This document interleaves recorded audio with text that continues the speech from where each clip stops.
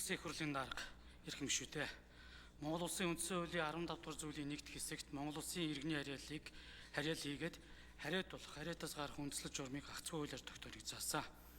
Хариатын тухай хуулиар Монгол улсын төлөө гарамгаа гавья байгуулсан эсвэл Монгол улсад онц шаардлагатай мэрэгжил эзэмшсэн шинжлэх ухааны аль нэг салбарт онцгой амжилт гаргасан буюу гарах боломжтой гадаадын иргэнийг Монгол улсын ерөнхийлөгч хуулийн холбогдох хэсэг заасан нөхцөлийг үл харгалзан Монгол улсын хариат болгож болно гэж заасан.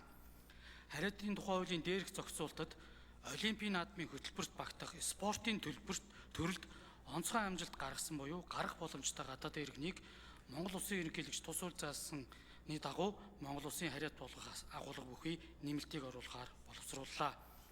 Одоогийн хүчин төгөлдөр үйлчилж байгаа хууль дээр болно гэсэн агуулга нь сонголт бүхий зохицуултаар заасан бөгөөд аль нэг этгээдэд заавал үүрэг болгосон агуулга заалт байхгүй болно.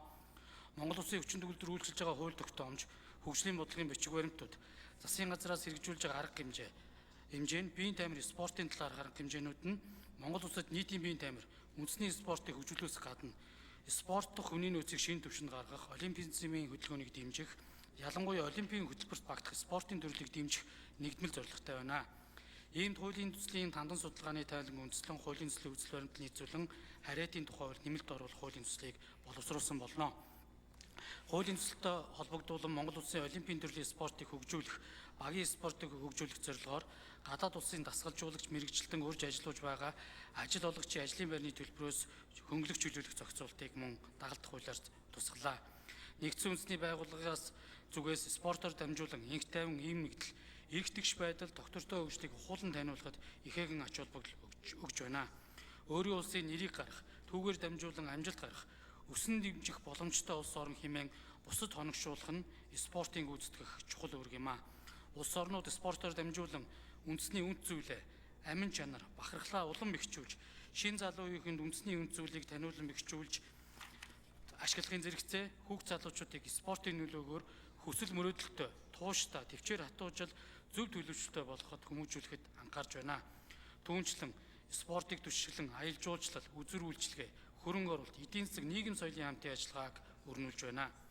Олимпийн үзэл санааг дэлгэрүүлэх, спортод өрсөлдөх чадварыг нэмэгдүүлэх зорилгоор түүнчлэн спортын нийгэм эдийн засгийн нөлөөллийг хүлээн зөвшөөрж амжилт гарах магадaltaй гадаадын иргэнд өөрийн улсын нэр дээрээс тэмцээнд оролцуулах замаар бусад орнууд ч гэсэн зохицуултыг хийж байна. Дээрх хэрэгцээ шаардлагыг үндэслэн улсын их хурлын гишүүн Х Ганхуйг, Ч Ундрам, Н Батсүмбэрл, С Бэмцогт, Б Бүрвдорж, А Ганбаатар, Д Ганбат, Б Жавхлан нарын хамтаар хариатын тухай хуулийн нэмэлт өөрчлөлтийг боловсруулан та бүхэнд танилцуулж байна.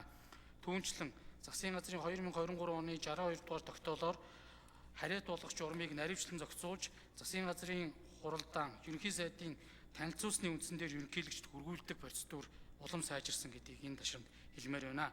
Хуулийн төслийг парламент цэгийн дээр байршуулан олон нийтэд санал авч байгаа болно. Хууль тогтоомжийн хууль заасан шаардлагын дагуу засгийн газрын санал дүгнэлтийг авсан бөгөөд Олимпийн үндэсний орооноос хуулийн төслийг дэмжсэн санал ирүүлсэн болно. Хуулийн төслийн үзэл баримтлалыг байнгын оронд Улсын хурлын чуулганы уралдаанаар дэмжиж өгөхийг та бүхнээсээ хүсье. Анхаарал тавьсан